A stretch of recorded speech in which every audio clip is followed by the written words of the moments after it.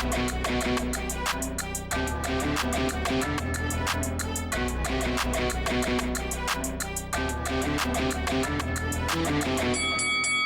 guys, welcome to Boxing Squared for boxing news and views from around the internet. Well, deja vu. An undisputed fight is under negotiation, and one of the promoters says, look, if this is at Wembley, Oleksandr Usyk does not deserve 50%. So this promoter is Bob Arum this time. You may recall 5 years ago we were talking about a potential undisputed fight, Deontay Wilder and Anthony Joshua. And the Joshua camp tried to A-side Deontay Wilder, and ultimately, through the back and forth, and there were both sides to blame at various points, it never happened. A big fight gone up in a puff of smoke. And Arum this time, and this is a contingency, he's saying, look, we're looking to fight in Saudi Arabia, but if that doesn't come through, he says, the fighters have agreed to fight. I spoke to Frank Warren. We're giving them until this week to come with their offer. This is the Saudis, which I believe we'll get. If we don't, then we're going to do the fight at Wembley, and we'd have to talk about the percentages because Usyk wants 50-50.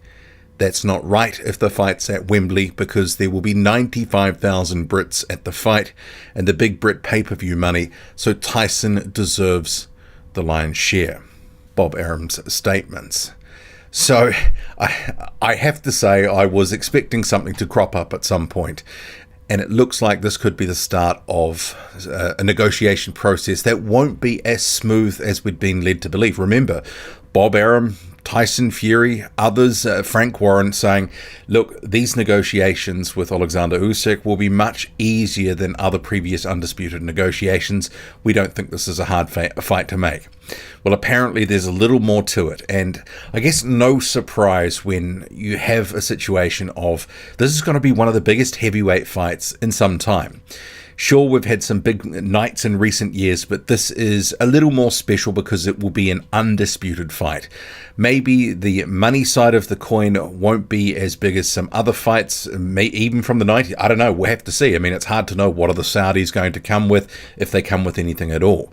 But regardless, it's a once-in-a-generation fight, and we've been waiting 20 years for it. Others had their opportunity. Wilder, Joshua fell apart. If these guys don't make it, there was going to be hell to pay with fans because these promoters, everyone is falling over themselves, and we've been talking about it for years and we've got nothing yet. But to some extent, I get it. Usyk wants 50%. We'll come to the does he deserve it part in a moment, because I know there will be different schools of thought on that. But this is kind of one of those pinnacle fights of a career for both these fighters. Huge amounts of legacy on the line, given there's been no undisputed in, 20 years.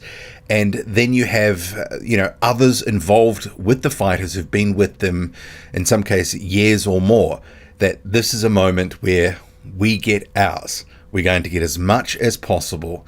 I mean, you might have had Oleksandr Usyk traveling on the road, being a road warrior, being the B-side at different points.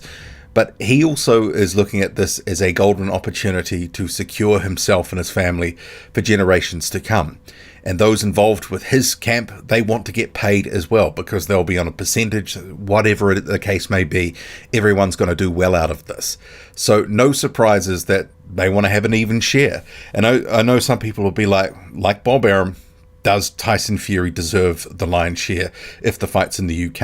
And I think for a lot of UK fans, they're not going to care what the fighters are getting paid. They'll just care that the fight would land in the United Kingdom. Because let's face it, it should either be in one of the two main countries. Ukraine's out at the moment for obvious reasons with, that war going on, etc.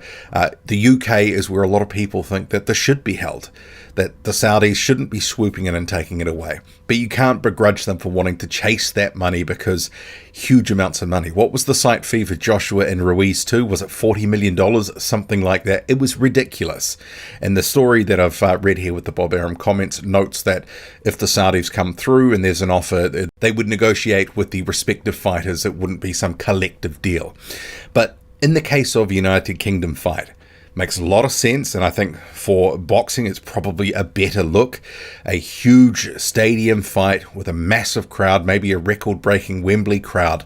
But does Tyson Fury deserve the lion's share? just because it's in the UK, that there are going to be a lot of British fans in there as well. I think we have to remember as well that it's not a big night without Oleksandr Usyk. It's not undisputed without him, and this is where it comes to the other side. Tyson Fury will not get a much bigger fight at this point in his career, especially legacy-wise. Maybe if he was to fight Anthony Joshua, the money involved might be more, but there wouldn't be as much legacy at this stage with Undisputed. This is what's on the line right now. And you also have to consider, without Usyk, there's no 4 belts on the line. Usyk has 3 of the 4 titles. This is not just Tyson Fury picking up the remaining strap type situation. Usyk actually has leverage. He's got 3 of the 4 major sanctioning belts. Does that not count for something? And that's the counter argument to Bob Arum's statements about, oh, Fury's the local, if it's at Wembley, he deserves more because there'll be a big local pay-per-view plus the crowd. I mean, there's going to be a big pay-per-view regardless, wherever it is. Maybe they will be able to build it to more of a fever pitch in the UK by having it in the UK, but I think the global buys are going to be pretty strong regardless of where you are. Overall, they're going to do very well out of this fight. And I think the case is Tyson Fury, he's always telling us, look, I don't care about money. I don't box for money. We know he says, one thing and then the next week he'll say something else. But, I think these guys, they're all out for it themselves. They want as much money as possible. And you can't begrudge them for wanting to get as much out of the sport as possible while they're still there, and especially when they're at the top level. But once you get to this sort of final hurdles of a massive fight like an Undisputed one, we've seen before, the money side of it will kill the negotiations. And if Usyk is really firm on wanting 50-50, regardless of where the fight is, if it's the UK or otherwise, it's going to be hard to probably negotiate him away from that position. Usyk wants to get paid. He's been the B-side before. He, I guess on the post, is probably going to be the B-side.